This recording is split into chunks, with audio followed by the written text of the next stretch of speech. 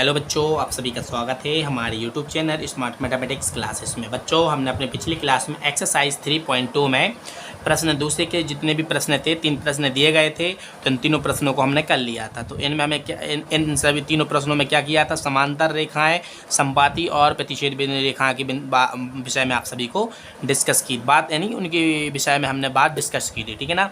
तो अब इस क्लास में हम क्या करेंगे, प्रश्न 3 से करेंगे। प्रश्न 3 में क्या दिया गया वो पढ़ लो। क्या है, जो प्रश्न 2 दिया गया था, प्रश्न 2 जैसा ही है, ठीक है ना। A1/A2 और B1/B2 और C1/C2 की तुलना हमें करनी है, जैसा कि हमने इसमें किया है वैसा ही हम सेम करेंगे। तुलना जैसे की है वैसा ही इसमें करेंगे, ठीक है ना। वहाँ तक तो सेम करेंगे, ठीक है ना। दोनों 5 प्रश्न दिए गए, 5 प्रश्नों में तुलना जैसी की है ना, वहाँ तक हम सेम करेंगे। लेकिन क्या करना है, यहाँ पर अपन को बताना है, क्या बताना बच्चों, निम्न रैखिक समीकरणों के योग में संगत हैं या असंगत हैं। बच्चों, संगत और असंगत के बारे में हमें बात करनी है बच्चों। तो संगत का मतलब क्या होता है, असंगत का मतलब क्या होता है। देखो बच्चों, इसका मतलब है कि x और y के मान किस में निकलेंगे, किस में नहीं निकलेंगे, ठीक है ना। तो बच्चों, हमने आप सभी को बताया अद्वितीय हल यदि समीकरण युग्म के होंगे तब x और y के मान निकल जाएंगे, ठीक है ना। परफेक्टली मान निकलेंगे। यदि अनंत अनेक हल होंगे तब भी x और y के मान निकल जाएंगे, ठीक है ना बच्चों। और जब कोई हल नहीं होते समीकरण युग्म में, तो उसमें x और y के मान नहीं निकल सकते। उनमें रेखाएं कैसी होती हैं, समानांतर होती हैं, एक दूसरे के समानांतर होती हैं। एक सिरे से लेकर दूसरे सिरे की जो लंबाई होती है दोनों रेखाओं की समांतर होती है, ठीक है ना बच्चों।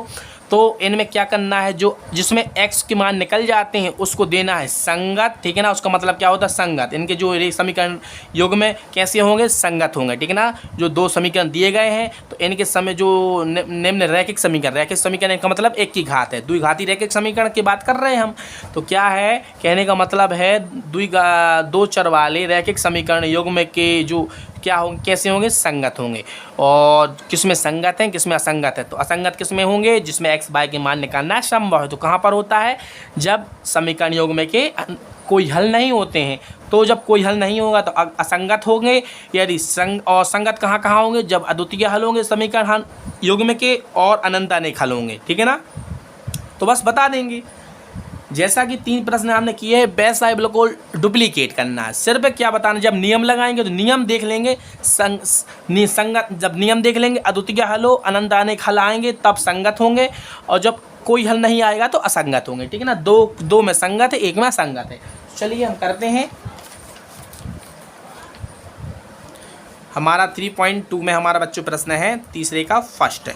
तो सबसे पहले क्या है, दिया गया है उसको लिख लो, दिया गया है तो क्या दिया गया उसको लिखो बच्चों, 3x + 2y = 5, ठीक है ना बच्चों। तो इसको पहले इसका पक्षांतर करो, 3x + 2y - 5 = 0, यानी हमें राइट साइड में 0 लाना होता है। तो 0 नहीं था तो हमने 0 बना लिया, इसका पक्षांतर कर लिया, समीकरण 1 आ गया।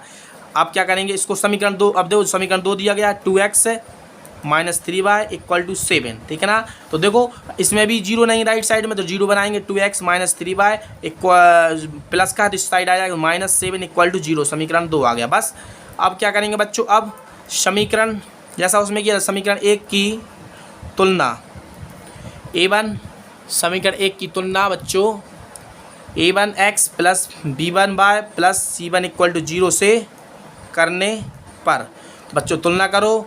तो तुलना कैसे करते हैं हमने आप सभी को बता दिया। a1x किसके बराबर करना है, 3x के, x से x कैंसिल, तो a1 = 3 आ गया। तो b1y = y को किसके बराबर करना है, 2y के, तो 2y से y कैंसिल हो गया, तो b1 = कितना आ गया, 2 आ गया। अब c1 की वैल्यू कितनी है बच्चों, इसका -5, तो -5 तथा समीकरण 2 की हमें समी लिखते हैं और यहाँ पर बिंदु लगा दे, इसका मतलब समीकरण हो जाता। समीकरण 2 की तुलना a2x, अब यहाँ पर 1 था तो अब सभी जगह क्या आ जाए, 2 आ जाएगा, b2y + c2 = 0 से करने पर, ठीक है ना। तुलना करने पर, तो तुलना हम कर रहे हैं। इसके बाद क्या आएगा बच्चों, बस जैसा इसमें किया वैसा, अभी तक जैसे मैंने 3 प्रश्न किए, 3 प्रश्नों में जैसा किया वैसा इसमें कर रहे हैं। तो a2x इसकी समीकरण 2 क्या है, 2x = 2x, x से x कैंसिल, तो a2 की वैल्यू कितनी आ गई, 2, ठीक ना। अब b2y की तुलना किससे करनी है, माइनस है, तो -3y लगाएंगे, y से y कैंसिल कर देंगे, b2 को मान कितना -3। अब c2 को किसके बराबर करेंगे, -7 के बराबर, ठीक है ना। अब इसके आगे क्या करेंगे बच्चों, अब अब हम क्या करते थे, A1 अपन A2 बराबर करके देखते हैं। A1 का मान कितना है बच्चों 3, A2 का मान कितना है 2, ठीक है ना। B1 अपॉन B2 करेंगे तो कितना है 2 है और -3, तो इतना आ गया बच्चों। C1 अपॉन C2 कर लो तो C1 का मान कितना है बच्चों -5 और कितना है C2 का -6, तो माइनस कितना हो तो प्लस, तो 5/7, ठीक है ना बच्चों। तो इतना आ गया है ना। अब नियम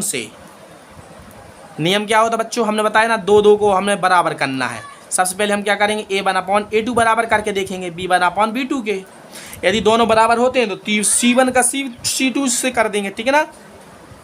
इन दोनों को C1 अपॉन C2 के बराबर कर देंगे। तो A1 की वैल्यू कितनी है 3/2 और B1 अपॉन B2 की वैल्यू A1 अपॉन A2 की वैल्यू 3/2 है। B1 अपॉन B2 की वैल्यू कितनी आई -2/3।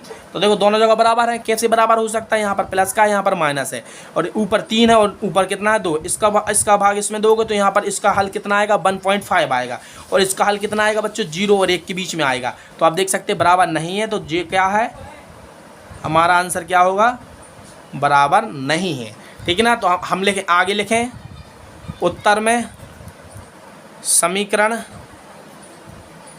युग्मों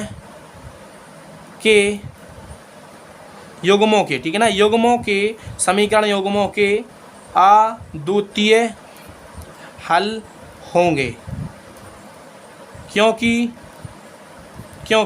अद्वितीय हल होंगे क्योंकि A1 अपॉन A2 बराबर नहीं है B1 अपॉन B2 के।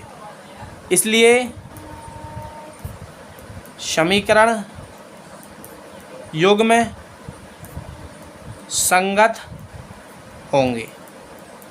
संगत क्यों होंगे बच्चों, क्योंकि इसमें x और y का मान निकल जाएगा, ठीक है ना। जिसमें x और y के मान नहीं निकलेंगे वो असंगत है, ठीक है ना। तो बच्चों मिलते हैं अगली क्लास में, तब तक के लिए जय हिंद जय भारत।